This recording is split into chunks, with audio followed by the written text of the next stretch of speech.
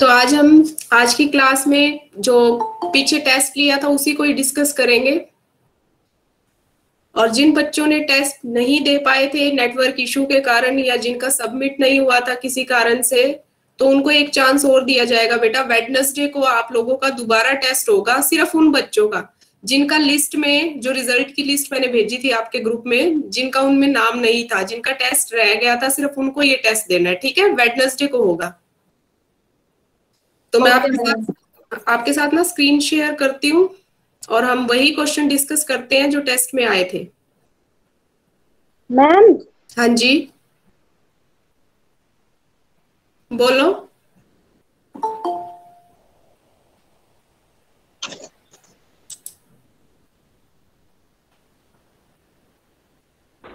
Ma'am जिन्होंने दे दिया था उन्होंने भी देना है? नहीं बेटा, जिन्होंने दे दिया था उन लोगों को टेस्ट नहीं देना है। मैंने पहले भी कहा है कि जिनका लिस्ट में नाम नहीं आया था, जिनका सबमिट नहीं हुआ था या जो दे नहीं पाए थे उस दिन टेस्ट, उनको एक चांस मिल रहा है वेडनेसडे को। ठीक है, उनको देना है। सिर्फ जिन्होंने दे दिया, जिनका रिजल्ट आ चुका है, उनको नहीं देना है।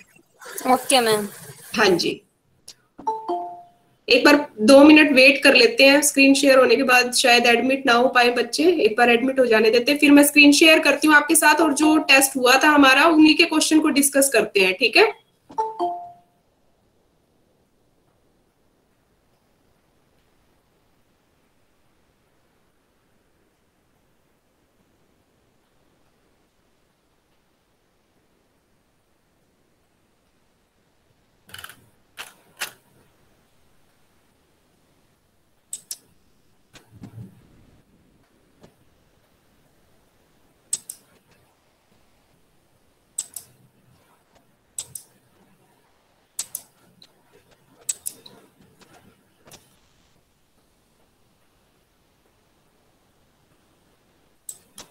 ये देखो बेटा, स्क्रीन दिख रही है आपको?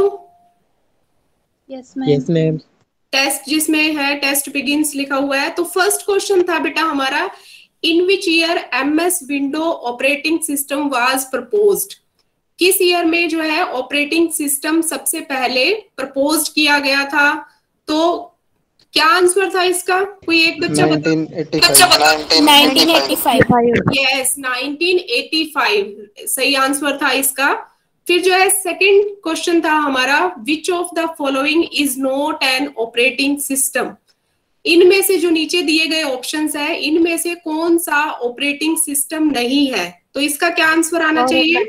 क्योंकि देखो विंडोज भी ऑपरेटिंग सिस्टम है, लाइनेक्स भी ऑपरेटिंग सिस्टम है और हमारा जो डोस है वो भी ऑपरेटिंग सिस्टम है। अब मुझे ये बताओ, डोस, विंडो, लाइनेक्स, ये तीनों अलग अलग टाइप के ऑपरेटिंग सिस्टम है। डोस कौन सा ऑपरेटिंग सिस्टम है?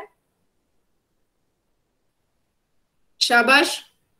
मैंने आपको टाइप्स ऑफ ऑपरेटिंग सिस्टम करवाए थे बेटा। टाइप डिस्क ऑपरेटिंग सिस्टम, ठीक है। मैंने आपको टाइप्स ऑफ ऑपरेटिंग सिस्टम भी करवाए थे, तो आपको पता होना चाहिए डोस हमारा किस टाइप का ऑपरेटिंग सिस्टम है, विंडोज हमारा किस टाइप का ऑपरेटिंग सिस्टम है और लाइनेक्स हमारा किस टाइप का ऑपरेटिंग सिस्टम है।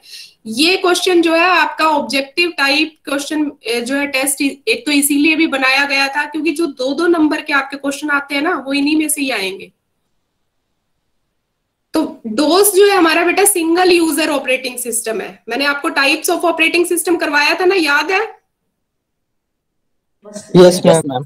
तो डोस हमारा सिंगल यूजर ऑपरेटिंग सिस्टम है। विंडो जो है हमारी single user multi user operating system है, सिंगल यूजर नहीं कहेंगे। विंडो हमारी मल्टी यूजर ऑपरेटिंग सिस्टम है। और लाइनेक्स जो हमारा ओपन सोर्स सॉफ्टवेयर है, ओपन सोर्स ऑपरेटिंग सिस्टम बोलते हैं इसे जो है कोई भी यूज कर सकता है। क्लियर है सबको? और ओरेकल जो है वो ऑपरेटिंग सिस्टम नहीं है, ये एक टाइप की लैंग्वेज है।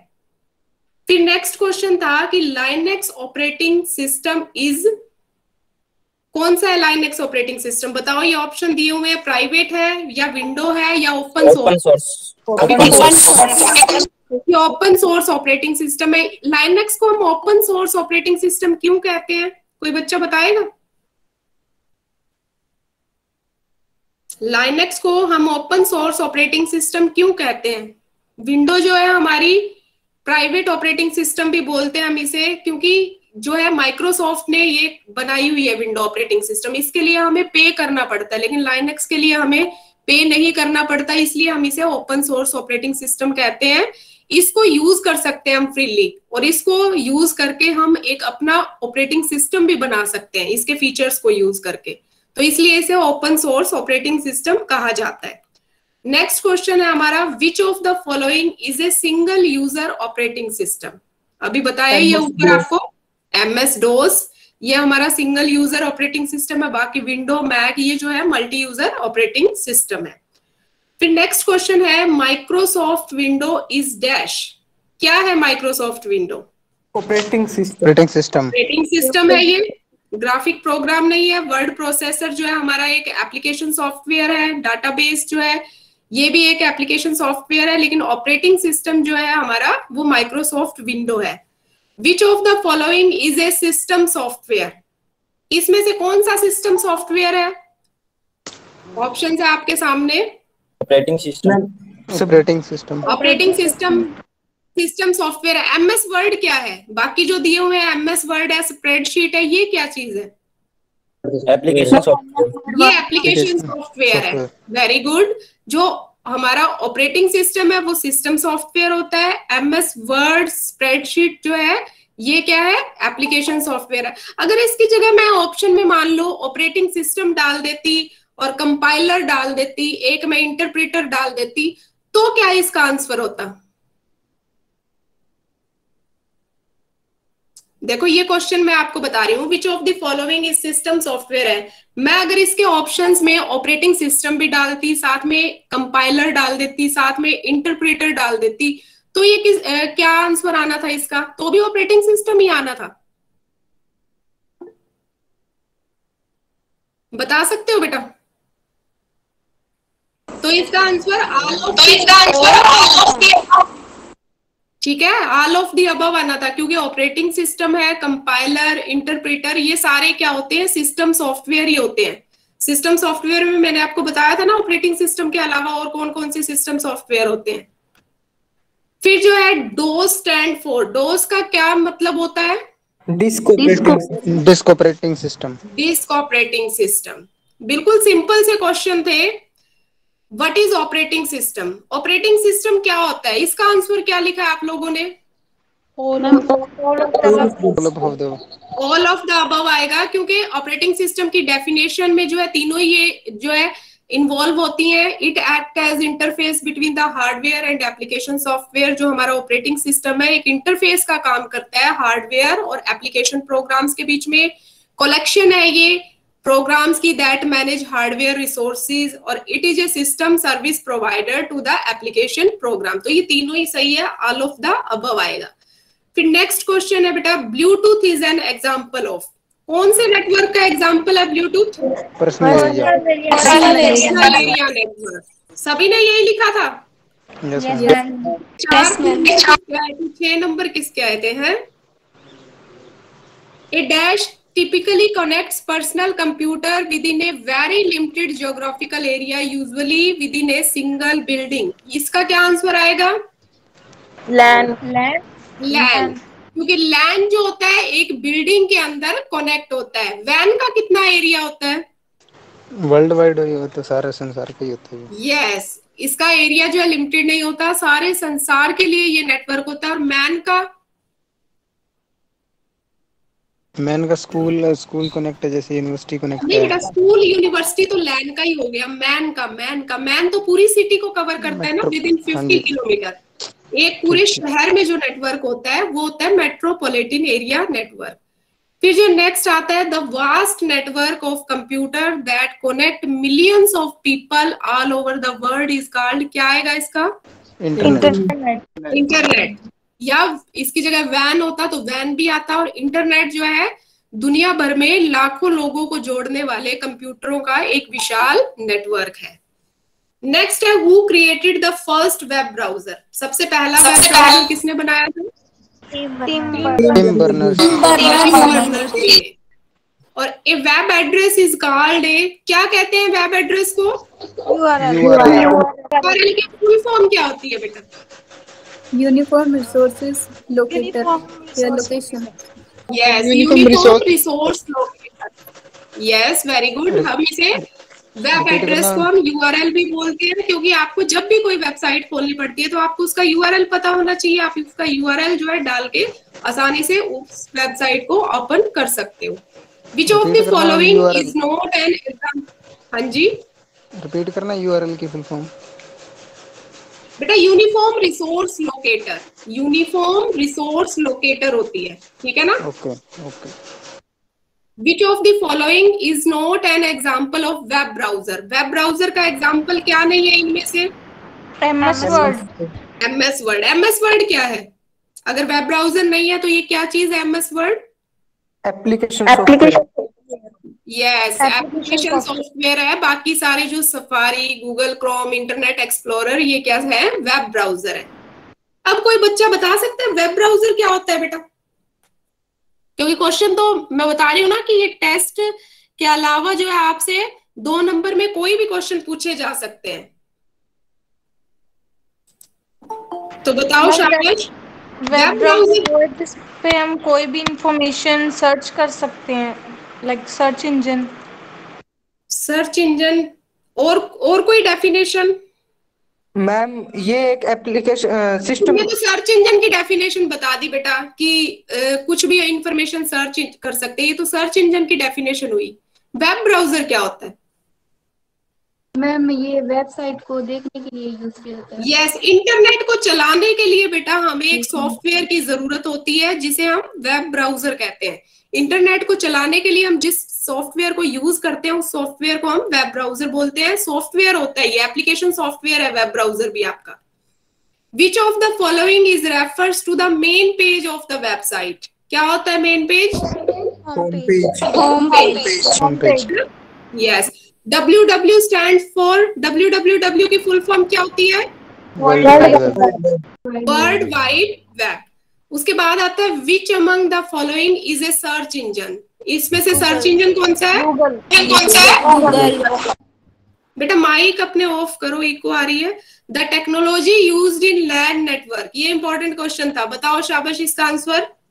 इंटरनेट और इथरनेट और wifi, both of the above answer आएगा, क्योंकि दोनों ही जो है टेक्नोलॉजी लैन में यूज होती है। इथरनेट केबल से भी हम जो है लैन नेटवर्किंग कर सकते हैं और वाईफाई के थ्रू भी जो है इसको नेटवर्किंग को यूज किया जा सकता है। तो दोनों ही टेक्नोलॉजी जो है, इथरनेट भी और wifi, both of the above इसका आंसर आएगा। In a type of computer network what does MAN stands for? MAN की फुल फॉर्म क्या होती है? Metropolitan area network. और लास्ट क्वेश्चन है विंडो 10 क्या है? System software. सिस्टम सॉफ्टवेयर, क्योंकि विंडो जो है हमारा ऑपरेटिंग सिस्टम है और ऑपरेटिंग सिस्टम हमारा क्या होता है? System software.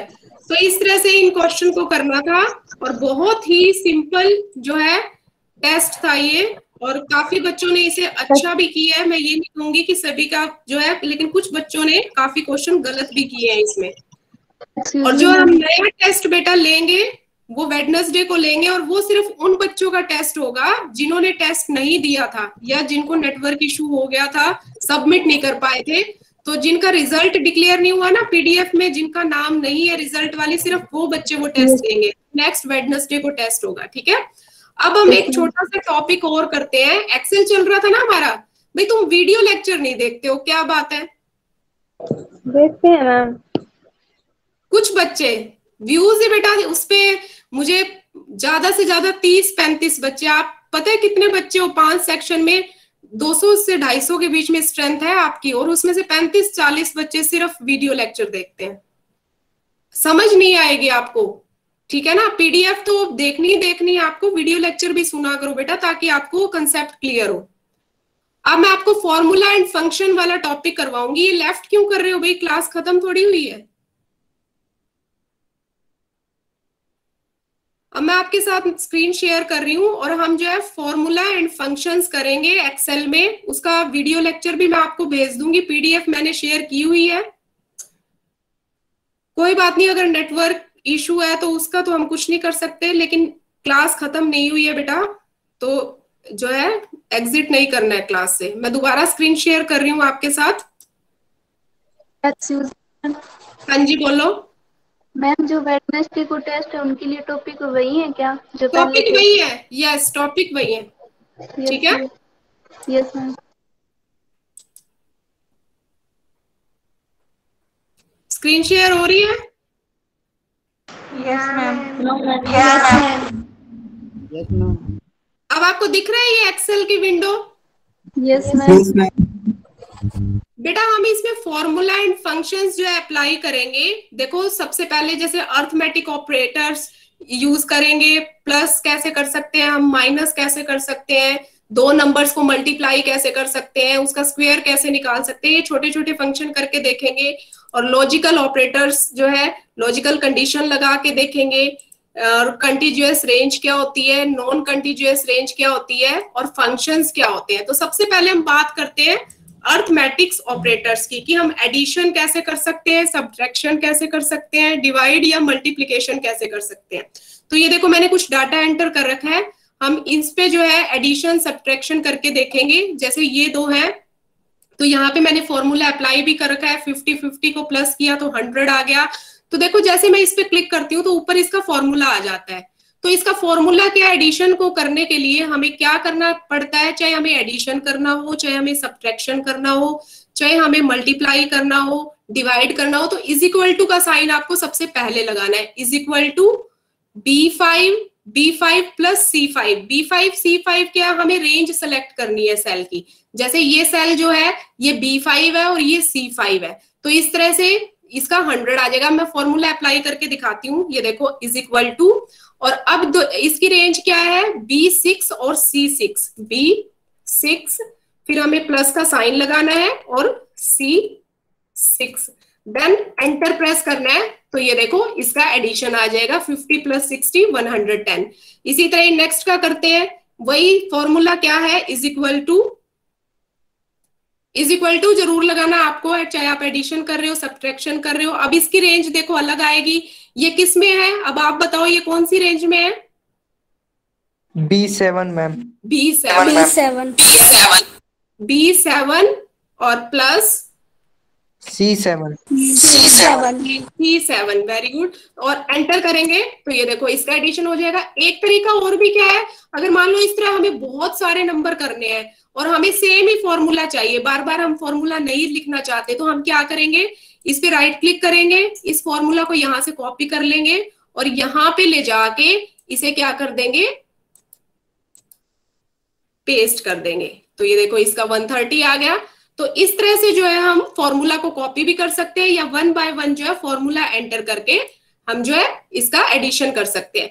नेक्स्ट है, अब हमें 100 में से जैसे 20 जो है सब्ट्रैक्ट करने हैं। तो ये देखो एक फॉर्मूला मैंने लगा ही रखा है यहाँ पे, जैसे मैं इस पे करूंगी तो ये देखो D5 माइनस E5। D5 क्या है, ये वाली रेंज है, क्योंकि 100 में से 20 हमें माइनस करने हैं, तो ये D5 में है, ये वाली सेल किसमें, E5 में, तो 80 आ गया। अब हम नेक्स्ट करते हैं, इसका क्या फॉर्मूला आएगा, is equal to D6 minus E6। D6 minus E6 then enter. तो इसी तरह ही नेक्स्ट में क्या फॉर्मूला आएगा, is equal to D7 minus E7। तो इस तरह से जो है आप फॉर्मूला लगा के मल्टीप्लाई करना है, आपको ऐड करना है, सब्ट्रैक्ट करना है, आप कुछ भी जो है इस पे अर्थमेटिक ऑपरेटर्स जो है आसानी से यूज कर सकते हैं। अब इसकी क्या आएगी, is equal to D8 minus E8 enter. इसी तरह अब देखो नेक्स्ट में मैंने मल्टीप्लाई का कर रखा है। मल्टीप्लाई पे जैसे ही हम इस पे जाते हैं तो ये देखो ऊपर आपको फॉर्मूला बार में इसका फॉर्मूला दिखाई देगा, is equal to F5 multiply का साइन G5, रेंज वही है। तो यहाँ पे क्या करेंगे, ये F6 और G6 आ जाएगी, तो is equal to F6 multiply G6 then enter. तो ये इसका मल्टीप्लिकेशन हो जाएगी। ऐसे ही अब मैं मान लो इसको बार बार फॉर्मूला नहीं लिखना चाहती, तो मैं इस पे जाती हूँ और इसे कॉपी कर लेती हूँ और यहाँ पे पेस्ट कर देती हूँ, तो इसकी मल्टीप्लिकेशन आ जाएगी। मुझे बार बार से जो है फॉर्मूला नहीं लिखना पड़ेगा।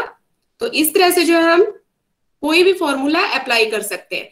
नेक्स्ट जो है हमें यहाँ पे डिवाइड चाहिए। तो ये देखिए जैसे ही मैंने इस पे क्लिक किया तो डिवाइड के लिए हम फॉरवर्ड स्लैश लगाते हैं बीच में, तो is equal to H5 divide I5। समझ आ रहा है बच्चों ये? Yes ma'am. Is equal to, अब यहाँ पे क्या आएगा H6 और डिवाइड के लिए हम क्या यूज करेंगे, फॉरवर्ड स्लैश और I6, देन एंटर। इसी तरह ही अगली रेंज ले लेंगे H7 और स्लैश I7, एंटर। ये गलत लग गया इसमें, बताओ क्या गलती हुई है मुझसे, शाबाश बताओ। ये आंसर नहीं दिया इसने, जल्दी जल्दी में मैंने एक गलती की है, कोई बच्चे ने नोटिस किया? नहीं किया, इजिकल टू नहीं लगाया मैम, इजिकल टू नहीं लगाया, यस। और इसकी रेंज क्या लेनी है, H7 स्लैश, क्योंकि इज इक्वल टू लगाते हैं ना, देखो फिर ये फॉर्म जो है रेंज अपने आप सेलेक्ट करता है, I7 देन एंटर, ये इसका आ गया। इसी तरह ही इसमें क्या आ जाएगी, is equal to H8 slash, या डिवाइड करेंगे इसे हम यहाँ पे I7 एंटर। फिर इसकी हमें परसेंट निकालनी है, तो इस पे चलते हैं हम। तो परसेंट का क्या फार्मूला होता है, ऊपर देखो फॉर्मूला बार में J5 स्टार K5 और बाद में जो है उसके परसेंट का साइन। तो नेक्स्ट हम करते हैं इज इक्वल टू, क्या रेंज है इसकी हमारी J6, उसके बाद में मल्टीप्लाई, फिर उसके बाद क्या लेना है K6 और परसेंटाइल का साइन लगा देना है और एंटर। तो ये इस तरह से आ जाएंगे। अब इसको मैं कॉपी कर देती हूँ नेक्स्ट में, तो ये फॉर्मूला कॉपी हो जाएगा, तो मुझे बार बार फॉर्मूला टाइप नहीं करना पड़ेगा। हम ड्रैग भी तो कर सकते हैं, एक बार फॉर्मूला लगाकर ड्रैग कर सकते हैं बेटा, एक बार ये शॉर्टकट करते हैं, ड्रैग भी करके बताऊंगी मैं आपको। अमित आपने किया हुआ है लेकिन सब बच्चों ने किया नहीं हुआ ना, तो सबको तो स्टेप बाय स्टेप बताना पड़ेगा बेटा। फिर ये स्क्वायर का फार्मूला आता है। स्क्वायर का देखो इसमें जैसे ही हमने एंटर किया है इस सेल में, तो ऊपर एक फॉर्मूला लगा हुआ है स्क्वायर के लिए, जो हम ये साइन यूज करते हैं। तो इसमें देखो 16 की पावर जो है, ये 16 की पावर है, 18 की पावर है, तो पावर के लिए हम ये यूज करते हैं। और रेंज वैसे ही सेलेक्ट करनी है LM पावर जो है M5, L5 पावर M5। तो यहाँ पे करते हैं हम L6, उसके बाद पावर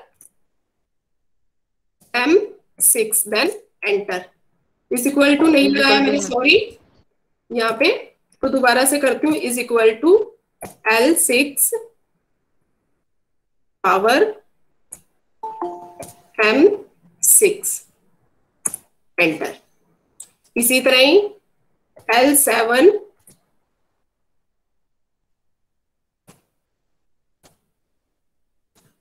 फिर पावर का साइन और M7 एंटर। तो इस तरह से जो है आप ये अर्थमेटिक ऑपरेटर जो है आसानी से यूज कर सकते हो। इसमें मैं फिर से जो है इसे कॉपी कर लेती हूँ और यहाँ पे जो है ये फॉर्मूला पेस्ट कर देती हूँ।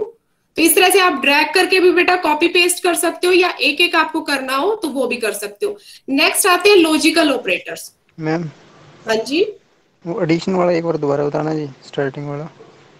स्टार्टिंग वाला बेटा एडिशन में ये देखो, जैसे मैं इसको बैकस्पेस कर देती हूँ, यहाँ पे हमें रेंज सिलेक्ट करनी है। सारे फॉर्मूलों में क्या है, सबसे पहले प्लस का साइन तो आपने लगाना ही लगाना है, फिर उसके बाद रेंज सिलेक्ट करनी है। जैसे यहाँ पे ये B8 और C8 का एडिशन करना है हमें यहाँ पे, तो हम क्या लिखेंगे, सबसे पहले B8, उसके बाद प्लस का साइन प्लस करना है हमें और C8 देन एंटर। ठीक है, ओके ओके। उसके बाद बेटा लॉजिकल ऑपरेटर की बात करते हैं। लॉजिकल ऑपरेटर्स क्या होते हैं, जैसे हमें कोई कंडीशन लगानी है। अब देखो यहाँ पे, हाँ जी, किसी ने बोला है बीच में या कंटिन्यू करूं मैं? कंटिन्यू करो बेटा ये देखो मार्कशीट है एक, ठीक है। मार्कशीट में जैसे मैंने एक स्टूडेंट का रोल नंबर और नेम एंटर कर रखा है और इसमें जैसे मार्क्स लगा रखे हैं, और यहाँ पे जो है ये देखो यहाँ पे फॉर्मूला जो है अप्लाई कर रखा है, एक कंडीशन लगा रखी है, if D7 is greater than is equal to E7। ये देखो D7 क्या है मेरा, ये वाली रेंज है कि D7 इज इक्वल टू और ग्रेटर देन, अगर E7 से वो ग्रेटर देन है, इज इक्वल टू है, देन पास होगा, अदरवाइज जो है फेल होगा। तो ये जो है 40 जो है 35 से ज्यादा है, तो यहाँ पे पास आ रहा है। अब ये देखो यहाँ पे हम फॉर्मूला लगाते हैं, तो हम वही फॉर्मूला लगाएंगे, इफ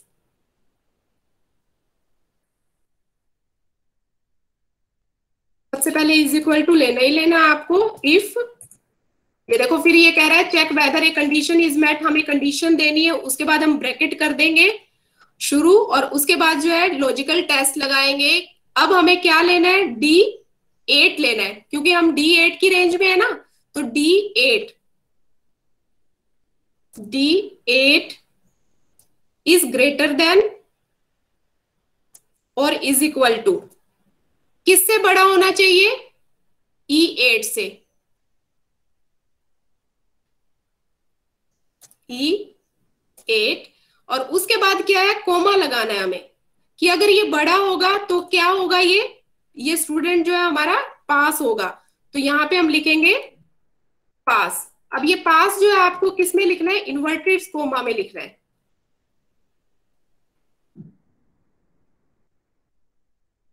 इसे मैं दोबारा करती हूं, is equal to if bracket शुरू D8 is greater than and is equal to, किससे बड़ा होना चाहिए, E8 से, फिर कोमा आएगा, फिर जो है ये दो कोमा शुरू होंगे, और ये स्टूडेंट जो है हमारा पास होना चाहिए, फिर कोमा बंद, उसके बाद फिर जो है कोमा आएगा, और उसके बाद जो है अदरवाइज अगर ये बड़ा नहीं है या बराबर नहीं है, तो वो स्टूडेंट क्या होना चाहिए, फिर से आप इन्वर्टेड कोमा शुरू करोगे और फेल, और इन्वर्टेड कोमा बंद कर दोगे, देन ब्रैकेट बंद करनी है और एंटर। तो ये देखो ये पास हो गया, फॉर्मूला सही लगा है हमारा। तो इस तरह से हमें कंडीशन लगानी है। इसमें देखो मैंने क्या कंडीशन लगाई है, if D8 is greater than is equal to E8, अगर D8 जो है हमारा E8 के बराबर है या उससे बड़ा है तो वो स्टूडेंट पास है, अदरवाइज फेल है। इसी तरह ही अब ये वाला जो है 35 है, 35 तो ये क्या आएगा, ये भी पास आएगा, ये भी पास आएगा। एक बार मैं ये फॉर्मूला जो है आपको कॉपी करके दिखा देती हूँ, क्योंकि फॉर्मूला मैंने आपको लगाना बता ही दिया है। यहाँ पे मैं पेस्ट कर देती हूँ, इसी तरह ही यहाँ पे ये वाला फॉर्मूला पेस्ट कर देती हूँ और एस्केप करती हूँ। अब ये देखो, अब यहाँ पे अगर मैं इसमें चेंज करती हूँ, जैसे 45 की बजाय मैं यहाँ पे मान लो 33 कर देती हूँ, देन एंटर, तो ये क्या दिखा देगा, फेल दिखा देगा, क्योंकि हमने कंडीशन लगाई हुई है कि ये जो है हमारा 35 के इज इक्वल होना चाहिए, जो ये हमारा यहाँ पे जो भी रेंज है हमारी D8 है या D9 है, यहाँ पे D9 जो है हमारा इसके D जो है E9 के बराबर या बड़ा होना चाहिए, लेकिन यहाँ पे अब ये छोटा है तो ये फेल आ जाएगा। इसी तरह मैं इसे जो है कम करके दिखाती हूँ, जैसे मान लो यहाँ पे 20 कर देती हूँ, तो ये भी जो है फेल आ जाएगा। तो इस तरह से हम यहाँ पे कंडीशन लगा सकते हैं। फिर जो नीचे यहाँ पे भी देखो मैंने कंडीशन लगाई हुई है। यहाँ पे क्या कंडीशन लगाई हुई है, इज काउंट इफ, ये देखो is count if G7 G10 जो है G7 G10 यहाँ पे क्या है, ये देखो G7 और G10 से लेके हमें काउंट करना है।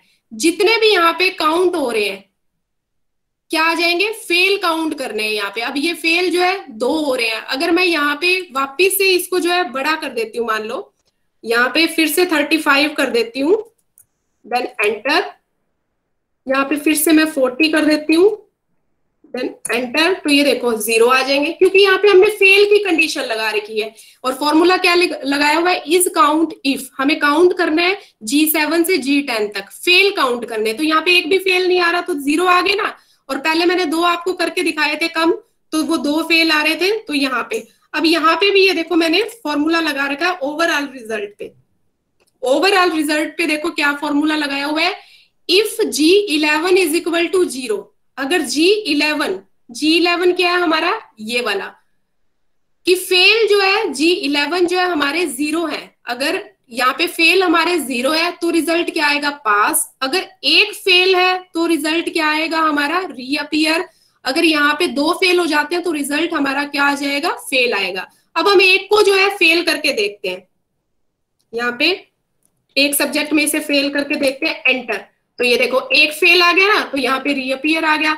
अगर मैं इसे 2 में फेल करती हूँ, 20 करके दिखाती हूँ यहाँ पे, देन एंटर, तो ये देखो फेल आ जाएगा रिजल्ट। अगर मैं इसे 4 में पास कर देती हूँ, क्योंकि मैंने फॉर्मूला यहाँ लगाया हुआ है, तो ये अपने आप चेंज हो जाएगा।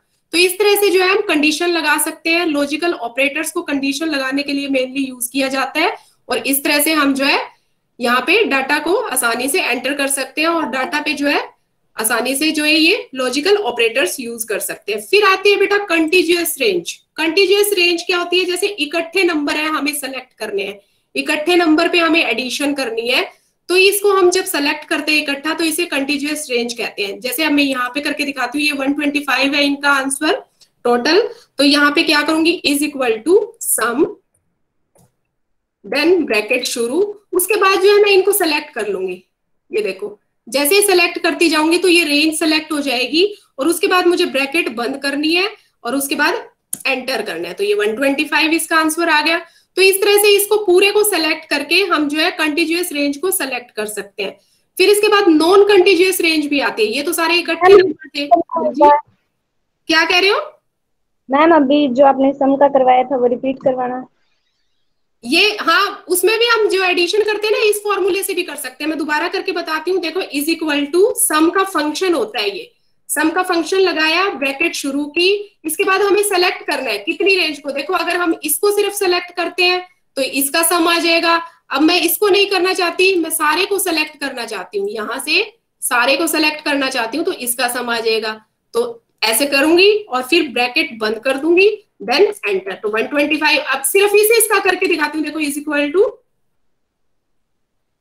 सम ब्रैकेट स्टार्ट, सिर्फ इसको करके दिखाती हूँ, और ब्रैकेट बंद, देन एंटर। तो सिर्फ ये इसका सम दे देगा।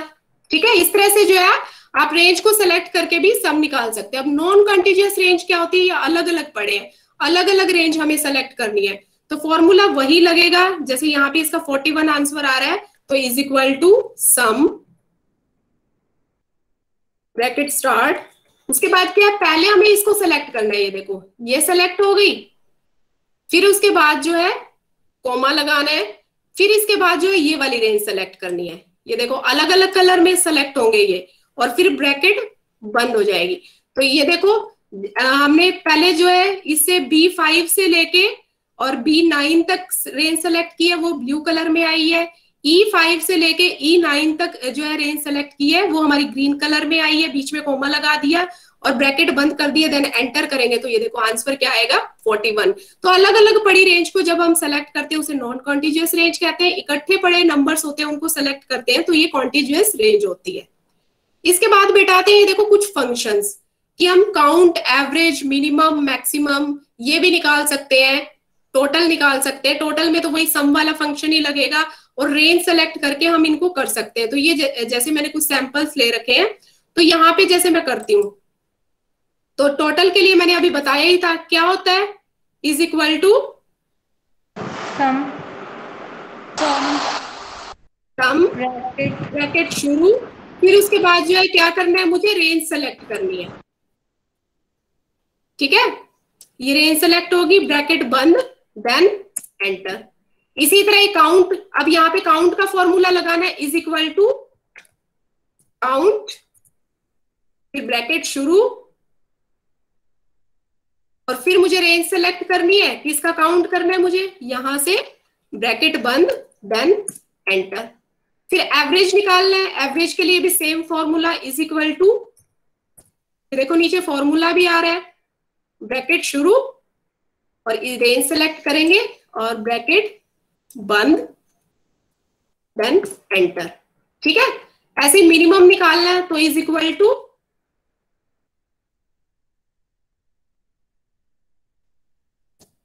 min फंक्शन, ब्रैकेट स्टार्ट, फिर रेंज सेलेक्ट करनी है कि हमें किसका मिनिमम चाहिए और ब्रैकेट बंद, देन एंटर। इसमें सबसे मिनिमम 3 नंबर है।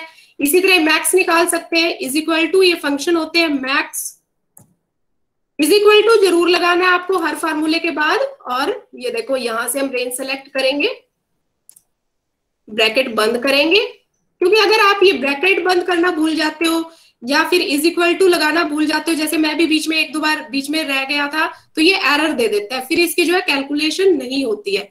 इसी तरह ही आप जो है इसमें इस फॉर्मूले से भी जा सकते हो। जैसे यहाँ पे ये ऑटो सम का फॉर्मूला है ना, अब तो मैंने ये इज इक्वल टू आपको फॉर्मूला लिख के दिखाया है। एक यहाँ पे ये देखो ये सम दे रखा, यहां से भी आप कर सकते हो। ये देखो रेंज अपने आप सेलेक्ट हो गई है, देन एंटर, तो आंसर आ जाएगा। इसी तरह काउंट करना है तो आप क्या करोगे, यहाँ पे काउंट पे जाओगे और इसके बाद देखो अब ये 49 को भी बीच में ले रहा है, तो हमें 49 नहीं चाहिए, हम दोबारा जो है इसकी जो है रेंज को कम कर देंगे, हमें चाहिए सिर्फ यहां तक, देन एंटर। ठीक है, इसी तरह ही अब इसमें सारे फॉर्मूले दिए हुए हैं। अब हमें एवरेज चाहिए तो एवरेज पे जाएंगे। ये रेंज फिर इसने ये वाली ले ली, लेकिन हमें सिर्फ यहाँ 1 तक चाहिए, तो हम क्या करेंगे, इसको या तो ऊपर से सेलेक्ट कर सकते हैं या आप नीचे से भी कर सकते हो।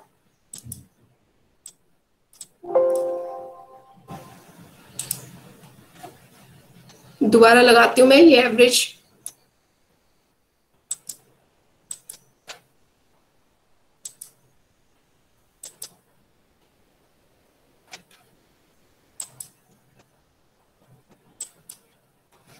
ये इसने ले लिया फिर से, और हम जो है अब इसे कम कर देते हैं यहां तक, देन एंटर, इसकी एवरेज आ गई। इसी तरह मैक्सिमम चाहिए तो फिर जो है इस पे मैक्स पे जाएंगे, यहाँ सॉरी हमें मिनिमम चाहिए तो मिन पे जाएंगे,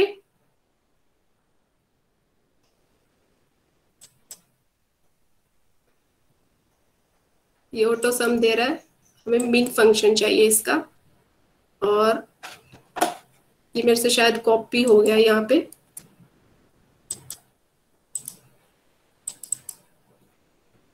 मैंने ना क्लिक कर दिया था। जब भी फॉर्मूला हम सेलेक्ट करते हैं तो हमें क्लिक नहीं करना होता कहीं भी, जैसे डबल क्लिक हो जाए तो क्लिक करने से ये ऐसे दिक्कत आती है। तो ये देखो अपने आप फॉर्मूला सेलेक्ट हो जाता है और यहां से हम जो है इसकी रेंज को कम कर सकते हैं यहां से, देन एंटर। तो इस तरह से आप जो है यहां से भी इसका लगा सकते हो और यहां से भी फॉर्मूला जो है कॉपी कर सकते हो। अब ये सारे हमें अलग अलग है, क्योंकि एक सेम फॉर्मूला होता तो हम कॉपी कर सकते थे, लेकिन यहाँ नहीं कर सकते। तो यहाँ से हमें जो है या तो ये वाला फॉर्मूला लगाना पड़ेगा या फिर हमें जो है टाइप करके फॉर्मूला को एंटर करना पड़ेगा। तो हमें इस तरह से ये एंटर हो गया। अब देखो, अब मुझे सेम यही चीज यहाँ चाहिए, तो मैं क्या करूंगी, इस सारे फॉर्मूला को जो है कॉपी कर लूंगी और यहाँ पे पेस्ट कर दूंगी।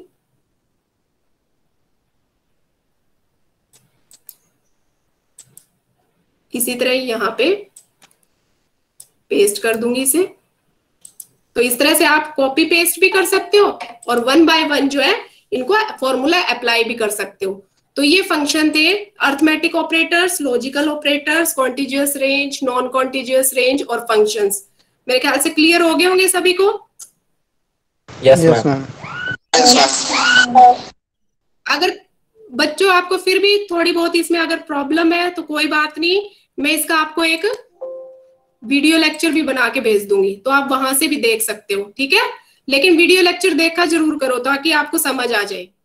तो ये छोटे छोटे फंक्शंस थे, बस एक्सेल में हमारा चार्ट रह गया है। इसके बाद हमारा एक ही टॉपिक रहता है पावर पॉइंट का।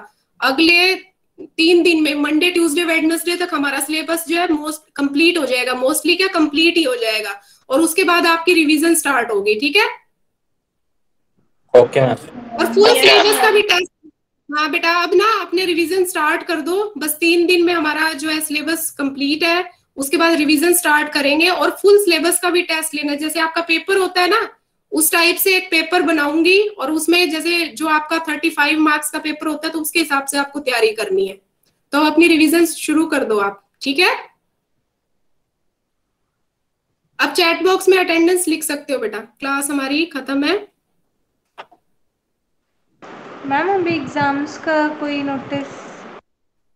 एग्जाम का अभी कुछ बटन वो नहीं आया।